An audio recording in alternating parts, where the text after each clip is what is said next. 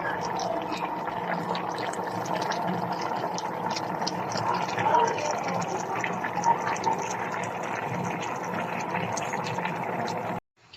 mga Inday, good afternoon. Welcome sa ating vlog. For today's video, magluluto po ako ng pininyahang manok. Ayan nga po, nagpainit na po ako ng mantika. Ayan, igigisa ko na po itong ating hiniwang maliliit na garlic. Ayan po. Ayan lang po natin na mag-golden brown po yung garlic at lumabas po yung kanyang aroma. Ayan, isusunod naman po natin paglagay itong ating onion. Ayan, hiniwa ko rin po siya ng maliliit. Ayan po. Papalambutin lang po natin yung sibuyas. Ayan, lumabas na po yung aroma ng bawang at saka sibuyas. Isusunod ko naman paglagay itong ating chicken. Yan po ay halo-halo po yung part niya. May hita, may pitso, at saka may pakpak. At depende rin po kung gaano kalaki ang inyong gustong hiwa. Ayan po. Ayan sa akin ay katamtaman lang po ang pagkahiwa niyan. Hindi rin po siya masyadong malaki. Katamtaman lang po. Ayan. Hayaan lang po natin yan na lumabas po yung kanyang katas. Yan po ay takpan muna natin ng mga ilang minuto. Hayaan lang po natin na lumabas yung kanyang tubig. Ayan na nga po. Lumabas na po yung kanyang sariling katas. Ayan. Ayan, haluin lang po natin.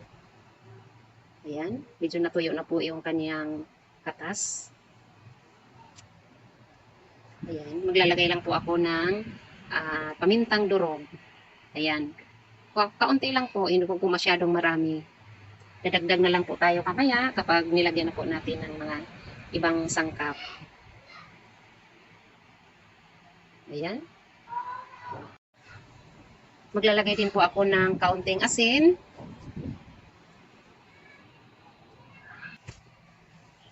At halu-haluin po natin ulit. Ayan. At isusunod naman po natin paglagay yung ating pineapple chunk. Yung sabaw ng pineapple chunk. Ayan po, yan po yung ating gawing pangpalambot ng chicken. Ayan po.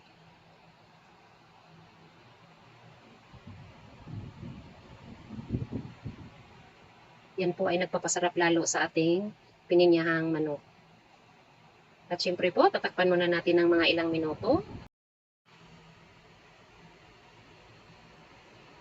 Ayan po, kulong-kulo na po yan. Ayan, napakabango na po. Napakabango niya. Ayan, at medyo malambot na po yung chicken. Isusunod naman natin paglagay yung patatas at saka carrots. Ayan po, hiniwa ko lang po siya ng medyo maliliit. Ayan. Medyo natuyo na po yung sabaw ng pineapple. Ayan, isusunod naman natin paglagay yung ating evaporada. Ayan po ay kalahati muna ang ating ilalagay. Mamaya naman yung kalahati. Hatiin lang muna natin yung isang lata. Yan po ay malaking lata. Ayan, takpan muna natin para lumambot po yung ating patatas. Ayan na po, malambot na yung patatas at napakabango na po. Sobrang sarap na niyan. Napakabango. Lalo na pag ilalagay na po natin yung ating pineapple chunk. Ayan, ilalagay ko na po yung pineapple chunk. Ayan. Napakabango. At syempre, pangpalasa, dagdag po panglasa. Ayan, naglalagay po ako ng Knorr chicken. Ayan. Halo-haloin lang po natin ng kaunti.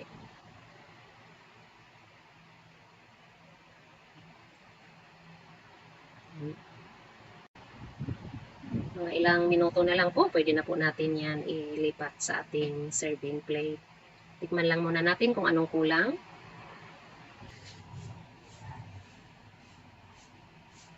Ayan, masarap na pero medyo matabang po ng kaunti. Ayan, maglalagay lang po ako ng kaunting asin.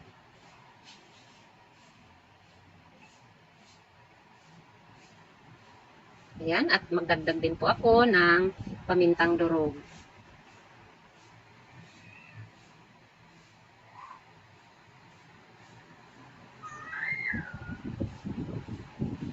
napakabango na po niya. Napakabango, napakasarap nito. Manamis-namis. Medyo maanghang ng kaunti dahil marami na pong paminta ang aking nilalagay. Sobrang lambot na po yung chicken at saka patatas and carrots. At maglalagay lang po ako ng yung kalahati kanina na natira, kalahating ibap. Ayan. Ilalagay ko na po para may sabaw. Dahil ang aking mga anak ay mahilig sa sabaw. At syempre, para mas lalong bumango ang ating niluluto, maglagay lang po ako ng green at red bell pepper.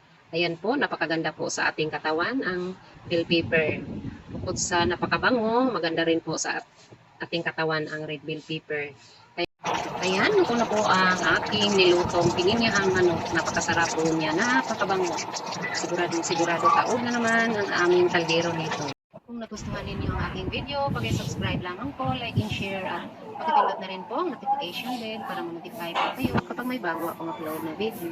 Yun lamang po, maraming salamat. Bye, God bless!